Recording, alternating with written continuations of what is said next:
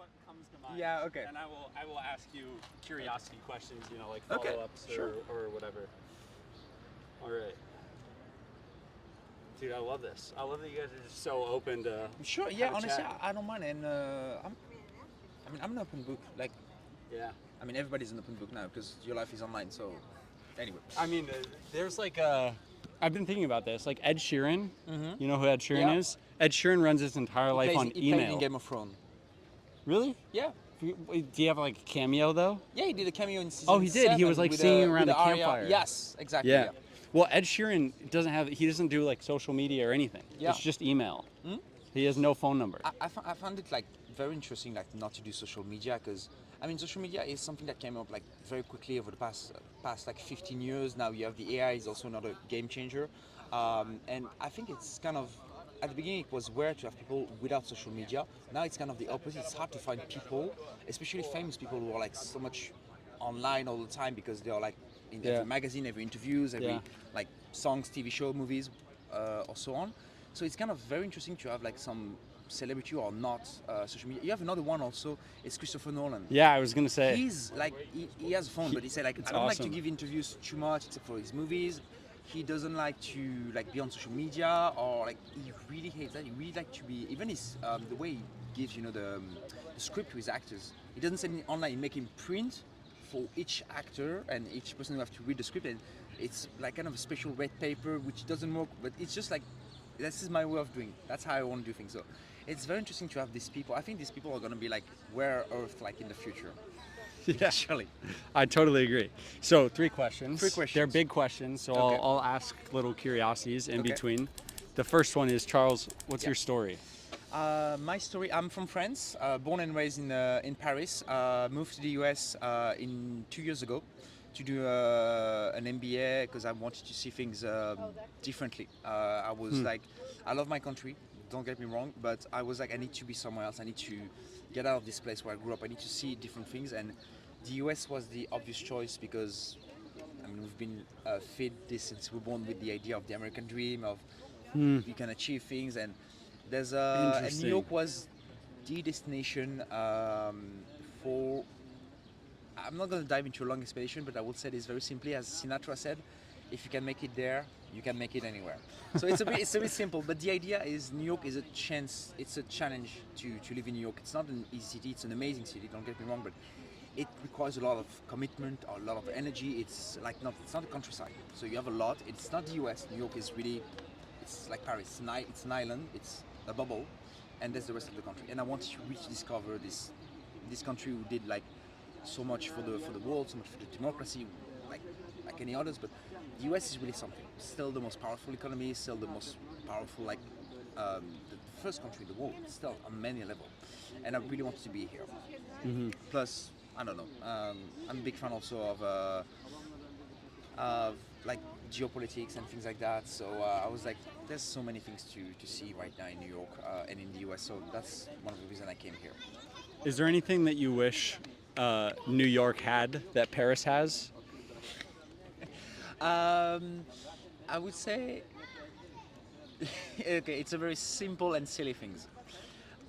Leave the plates of the people having meals until the entire full plates, each plate is done. Like, don't remove the plate because I eat fast, and this is something.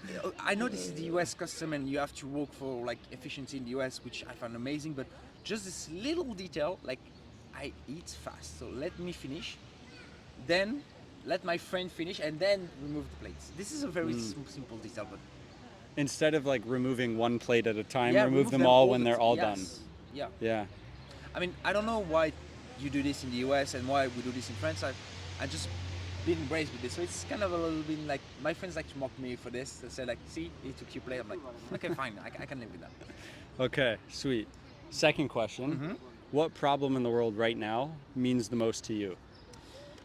I would say the biggest problem we have, I mean, in my perspective, it's really regarding how the world is changing probably too fast.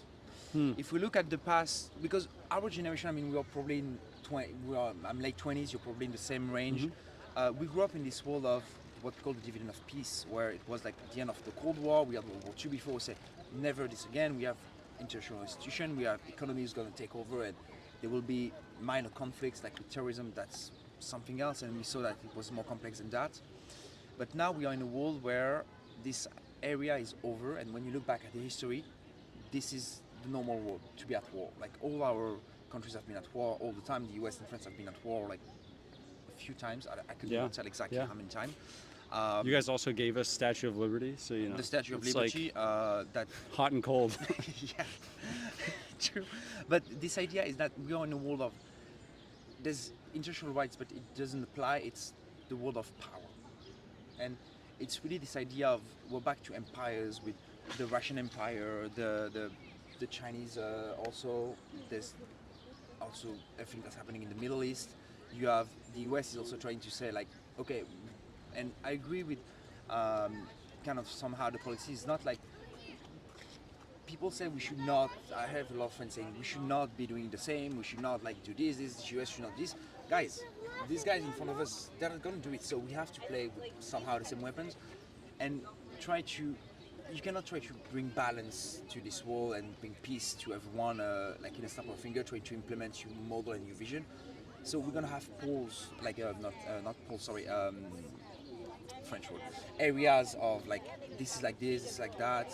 We have to try to find a balance into this. This is complex and it's not probably going to be achieved in one term on one lifetime. It's going to take like decades to be centuries maybe. So the 21st century and the AI also is going to play a big game in what we call reality. I think it's kind of the movie The Last Mission Impossible. Like this is kind of this idea. So it's of course Hollywood. It's they see the future maybe, and it's of course a movie. But still, we could take example and say like, be careful regarding this because we're gonna lose our free will, and that would be extremely dangerous if we're unable to say that we're born a man, I'm born a woman, and I'm predefined to be this place in the society. So there's no more free will. That's No more free will. Yeah, that could be very very dangerous, I think. Wow. Yeah. Where did you learn all of this? You got yourself a smart guy here.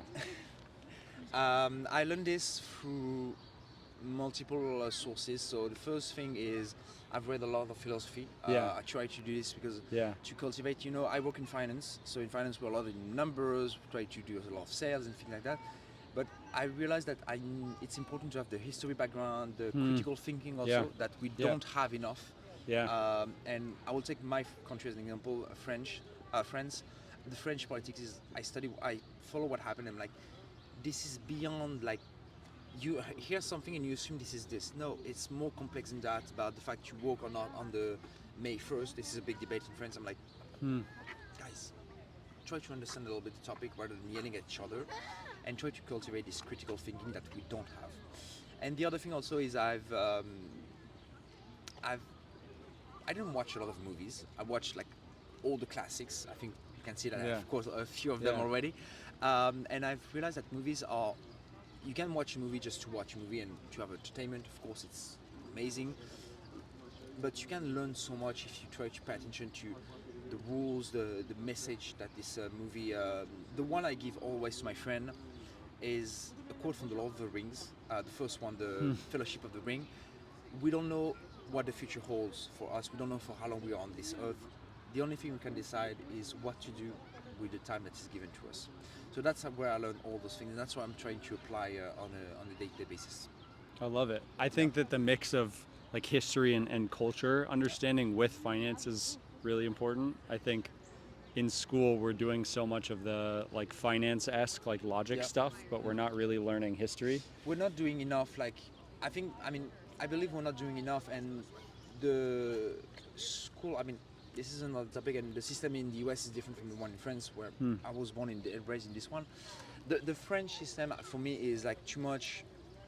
Like we don't teach people like what's gonna be the world, like how to use AI, how to even do a budget, like the simple thing of doing a budget or how to invest. Not to tell you should invest in this company, but just understand the concept. Which, when I was doing wealth management, I was teaching my clients and my prospects, say, So this is a stock, this is a bond, this is how it works. And if someone says otherwise, history will tell you this. It's not to tell you that you should buy on this one. I'm giving you an example, but just you get the knowledge so you can tomorrow make decision without me. I know how to make decisions. I know how to make this. Sometimes I will win, sometimes I will lose. I know, but just give this culture and this ability again to have this critical thinking. It's not because someone said, "Oh, you should invest in this one," that you should. No, it's much more complex than Yeah.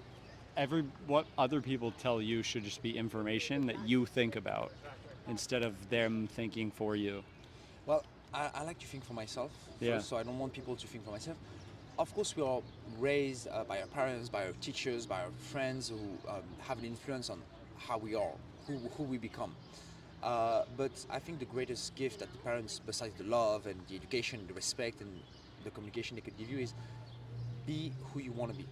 Somehow, it's very simple, but it's actually very accurate. I think. Um, of course, we accept the rules of the society, so we don't like. Otherwise, it will be chaos. Like if everybody wants to do, like I don't like you, so I'm gonna kill you because I don't like you. No, Yeah. it doesn't work like that. There's a law say if you kill someone, you go in jail. That's fine, and that's normal. So, but we should be able to find a balance into this.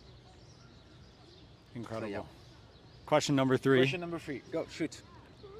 Of the people that you've met recently, who's been the most impressive person and what made them impressive to you? So when you say recently, you're there among the past Just, year. just like who comes to mind that you've met recently when I say the word impressive? Or who impressed you So recently? I'm gonna. It's my MMA instructor here in New York City. That I've Yeah. met when I came to this gym for the first, this dojo for the first time. What surprised me is how dedicated he was to his own work, to the system he built to do mixed martial arts, this technique, the way he explains to say like, I want you to learn my system because I've been testing it against like thousands and thousands of hours of videos I've studied. I know the percentage of this position here, here, here. I don't want you to be like just punching people. This is useless. Of course, it's part of the sport, but to do it correctly. And once you have really mastered like everything, you want to adjust things. You want to anticipate, start to do things a bit your own way. That's fine, but he has a commitment and dedication that I found quite impressive. And as sports is a big part of my life, it was really important for me as I started this sport for the first time in my life. I was like, I really need to have someone who's going to teach me the techniques, like all this, the knowledge to be able to like master and not just be first not injure myself and not injure others, because that's not the point. We're here to walk, to do like from striking to grappling to Brazilian jiu-jitsu. We're here to learn and to practice the sport. Some of us want to go into the cage and be real champion, and I'll support you 1%. That's not my case. But for me, who's working in the industry, was very stressful, who's going through a lot of change with finance and all the uncertainty we have, it was good for me to have a balance and to say, also, learning this, you're going to learn that you don't have an ego. You lower it down. You're here, you learn, you go back to the basics. So that's, I would say, Rene, that's what his name is, Rene. That's really what he taught me.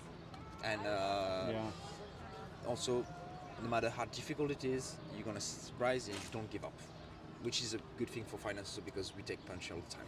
Yeah. So yeah. Yeah, true. Last question, extra, Yes. extra credit. Super short though. Super short. Okay. What's your challenge for me since I've just moved to New York? What do I like? If I've just moved to New York, what's your challenge to me? Or a New York challenge Okay. So you instead just- of advice. Where did you move from? I moved from Nashville, Tennessee. Nashville, Tennessee. Ooh, Yeah. nice. Okay. So New York, I think, based on my experience over the past year and a half, is to build a network. Okay. And I will be very careful about this because it's not just about knowing people to get like into events or find a job. It's not just this. It's really about building a network of right people around you. They say that the US is a bit fake about the network, about like, I can understand why people from other countries have this impression, but you don't need like to have thousands of people. You're not trying to be like loved by everyone. Yeah. You try to have maybe, I would say, the 3 or 4 people who are going to be like good person because they're going to be friends, they're going to become friends. And to test that theory, remember one thing: friends. You have friends in the good moments. true, real friends are here in the bad moments. Sorry, in the good moments you have everyone, but in the bad moments you can only count on a small number of people. Yeah. And these people are your true, lifelong friends. So find Yeah. those people. Find those people. They might Okay. not be in New York, Yeah. but New York, I think if it's really important to have a good network. Yeah. Yep. Incredible. Thank you. Thanks for stopping by. Thank you, really appreciate, and subscribe to the channel. I think there's a channel, so yeah. What do you want people to follow you somewhere or do No, anything? I'm not too much on social media. My Okay. name is just Charles. You will find me easily on Instagram, but I don't go there. You can add me on LinkedIn. That's easier for me. There we go. If you need wealth management, he's your guy. Thank you very much. There we go. Do I press here? Yeah, I can Okay. do it. Thank you.